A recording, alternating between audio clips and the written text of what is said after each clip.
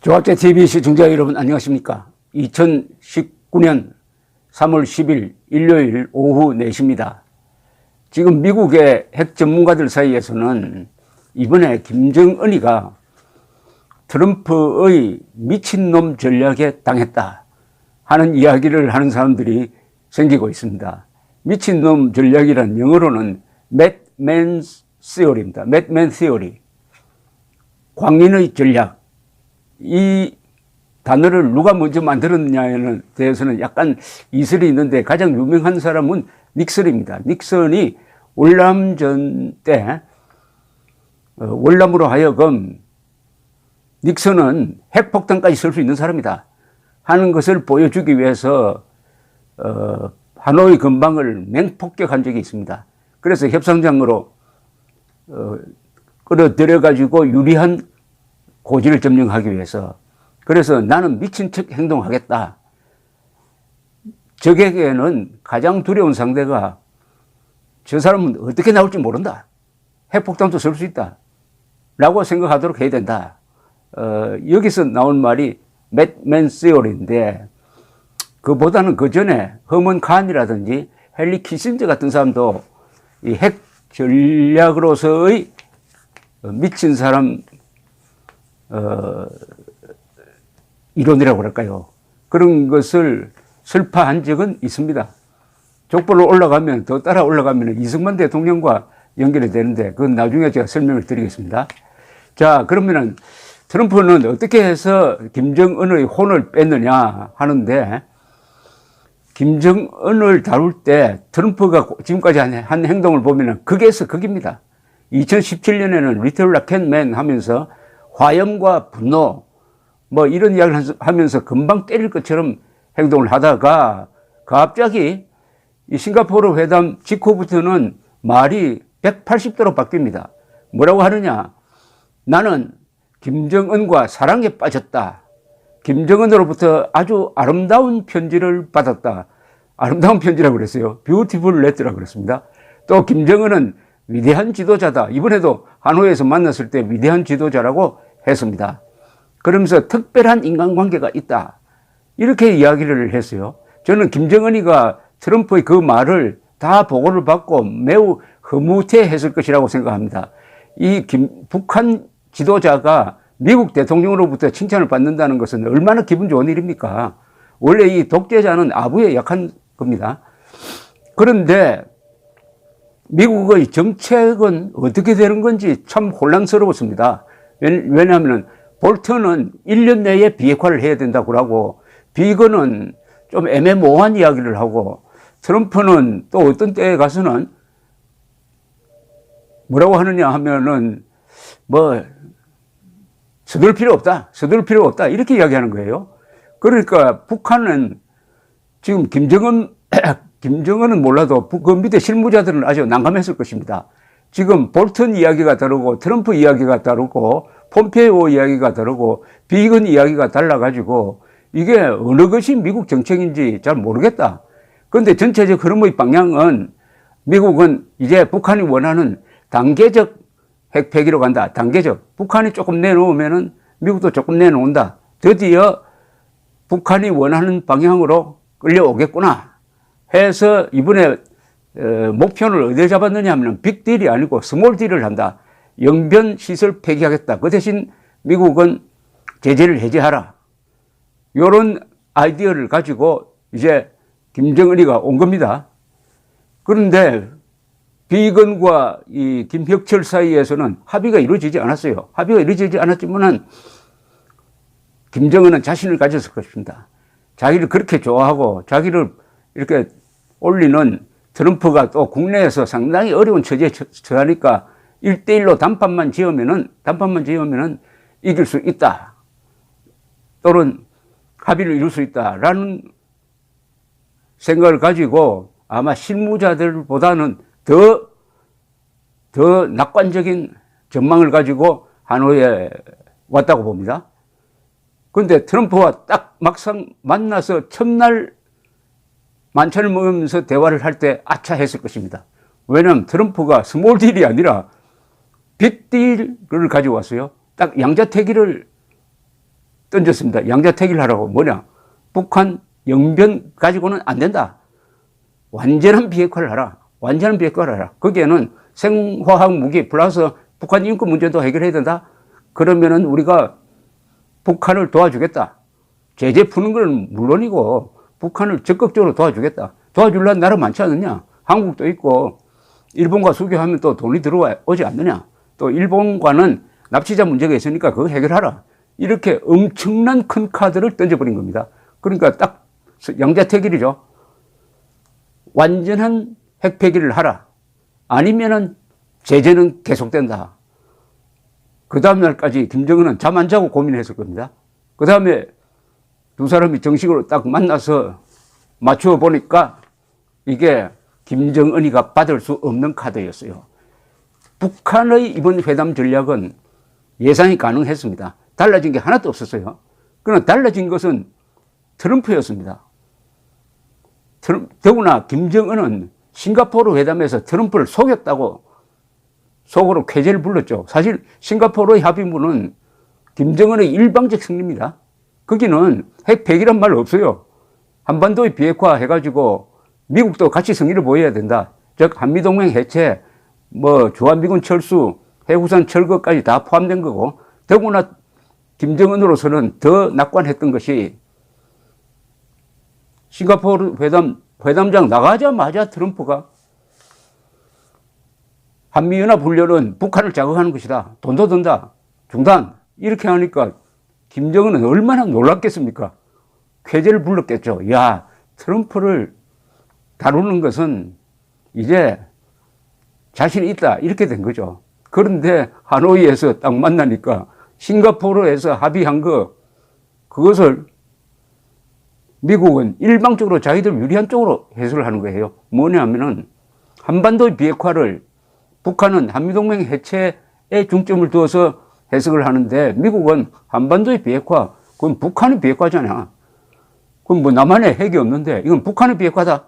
이런 식으로 나는 해석하겠다. 이렇게 돼버린 겁니다. 그러면 할 이야기가 없는 거죠. 그러니까 싱가포르에서 당신 비핵화 완전히 하겠다고 했지 않느냐. 이렇게 딱 해석을 자의적으로 한 다음에 그러면 완전히 비핵화하라. 이렇게 카드를 던졌습니다. 그래서 김정은이가 도저히 받을 수 없는 것이 김정은의 머릿속에는, 아니 북한 협상팀의 머릿속에는 이런 고정관념이 있습니다. 핵시설, 그건 영변에 있는 게 전부 다다. 영변에 있는 플루토늄 플러스 농축 우라늄 시설, 그게 전부 다고 그 이외에는 없다는 겁니다. 지금 숨겨놓은 뭐 땅속이나 이런 데 동굴 속에 숨겨놓은 우라늄 농축 시설, 그거는 없는 걸로 하자. 그거는 협상 대상이 되어서는 안 된다는 겁니다. 그런데 그것까지 포함해서 다 없애라고 딱 나오니까 김정은은 할 말을 잃었을 것이라고 생각합니다. 이게 무슨 협상을 할 때 협상의 틀이라는 게 있습니다. 틀 안에서 이야기가 되어야지 틀 바깥에 있는 걸 어떻게 보면 본질적인 것이죠. 본질적인 문제를 가지고 딱 던져버리니까 이렇게 돼버렸습니다. 그래서 이번 하노이 회담은 결국 김정은이가 트럼프의 매드맨 시어리, 미친놈 전략에 당했는데 문재인 대통령도 마찬가지예요. 저는 문재인 대통령도 이 매드맨 시어리에 당했다고 봅니다. 그게 뭐냐? 회담 전에 두 사람이 통화가 있었어요. 문재인 트럼프 사이에 통화가 있었는데 문재인 대통령 이야기는 이번에 하노이에서 합의를 하면은 경제적 부담을 누군가는 져야 되는데 그때 우리가 지겠다. 그 말은 개성공단 재개, 금관산 관광, 철도 연결 사업 등을 해가지고 돈 드는 거는 우리가 맡겠다. 이렇게 먼저 제안을 하고 합의가 이루어질 것으로 예상을 해가지고 3.1절 기념사에 신한반도 체제 구상을 밝히기로 했습니다. 완전히 김정은처럼, 김정은, 문재인 두 사람 다, 트럼프가 이제 큰 양보를 할 것이다. 라는 것을 전제로 했다는 겁니다. 그리고 김정은과 문재인 두 사람이 트럼프에 대해서 같은 판단을 했는데 완전히 뒤집어지고 말았습니다. 그러니까 지금 문재인, 김정은 두 사람이 아주 낭패를 한 것은 기대치와 현실이 너무나 다른 데 대해서 이게 바로 트럼프의 미친놈 전략, 뭘 할지 모르겠다는 전략이 통한 거 아니냐 이런 생각이 드는데 이 트럼프의 매드맨 시어리를 더 뒷받침해 준 사람이 볼턴입니다. 볼턴이 하는 이야기도 지난 1년 사이에 한 이야기를 쭉 나열을 하면은 이게 뒤죽박죽이에요. 최강경 발언은 뭐냐?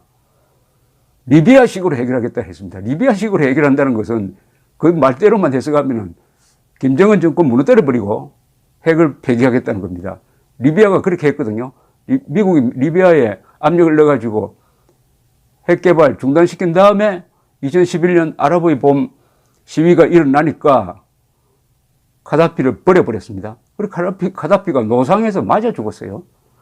그걸 본 김정은이가 절대로 핵을 폐기하지 않는다 하는 결심을 했을 텐데 약을 올리기 위해서 그렇게 한 건 아닌지 모르지만 리비아 모델로 하겠다니까 발칵 해가지고 그것 때문에 그 논쟁 때문에 작년 5월 말에 회담이 일단 취소된 적이 있습니다. 취소됐다가 트럼프가 다시 마음을 바꿔서 이것도 참 예측 불가능한 행동인데 회담하게 되었던 것입니다. 그런데 이 존 볼턴 이야기를 가만히 듣고 있으면 이 사람은 무슨 말을 하는지 모를 때가 있어요. 작년 9월에는 이런 이야기도 했습니다. 1년 내에 핵을 폐기하겠다는 겁니다. 1년 내에. 아니, 핵 신고서도 들어오지 않았는데 무슨 1년 내에 핵 폐기를 합니까? 어떤 공개 연설장에 가서 그러는데. 근데 그 근거를 어떻게 되었느냐? 1년 내, 문재인 대통령한테 들었다. 김정은이가 4월 달에 문재인을 만났을 때, 판문점이겠죠. 1년 안에 핵 폐기하겠다고 했다고 문재인 대통령한테 들었다. 그러니까 폐기하겠다. 이렇게 이야기를 하는 겁니다. 이것은 좀처럼 하기 힘든 외국 대통령이 한 이야기를 그냥 그대로 믿고 정책적으로 발표하는 예는 있을 수 없죠. 존 볼턴은 그것까지도 다 계산하는 사람입니다. 겉으로는 문재인 대통령에게 말하자면은 어떤 공을 던지는 거죠. 한국 정부가 우리한테 와서 이야기하지 않았느냐. 김정은이가 핵 폐기를 결심했다고. 그런데 우리가 만나보니까 그런 생각 없더라. 없는데 이제 책임져라. 하는 이야기를 그런 식으로 한번 몇 바퀴 돌려서 말하는 사람이 존 볼턴입니다. 존 볼턴의 말은 아주 이게 밑줄 치면서 자세히 들어야 돼요. 그러나 어쨌든 존 볼턴, 아주 사나운 존 볼턴에다가 아주 유화적으로 변한 것 같은 폼페오가 있고 실무에서는 비건이라는 사람이 아주 깐깐하게 하고 트럼프 대통령은 그냥 좋은 이야기만 하고 이 다중방송이 되었습니다. 다중방송, 워싱턴 발 다중방송에 제일 혼란에 빠진 게 북한이었습니다. 북한 실무자들도 혼란에 빠지고 김정은은 자기 좋은 대로만 해석을 해가지고 트럼프가 나를 좋아하니까 1대1로 만나면은 설득할 수 있어. 이렇게 되었다는 유력한 해석이 있습니다. 저도 그 상당히 근거가 있다고 생각하는데 그럼 앞으로 어떻게 되느냐. 이 맨맨 시어리는 여러 번 써먹으면 안 됩니다. 한 번은 잘 써먹었는데 앞으로 이 마무리를 어떻게 하느냐 하는 건 또 별도의 문제예요. 왜냐하면 양쪽이 다 벼랑에 서버렸습니다. 북한도 쓸 수 있는 카드를 썼고 트럼프도 쓸 수 있는 카드를 썼으니까 다음에 새로운 카드를 어떻게 만들어내느냐. 그럼 김정은이는 이제 고심하겠죠. 카드를 하나 만들어야 되는데 그러려면 요사이 하듯이 또 미사일이나 로켓 발사 시험한다 해가지고 발사 준비를 막 하면은 인공위성으로 찍어가지고 그게 보도가 되고 그러니까 트럼프가 소면 안 돼 하는 이야기를 막 하고 있습니다. 여기서 또 한 번의 이 대결이 이루어질 가능성이 있습니다. 그때도 매드맨 시어리가 통할까요? 한번 두고 보겠습니다. 감사합니다.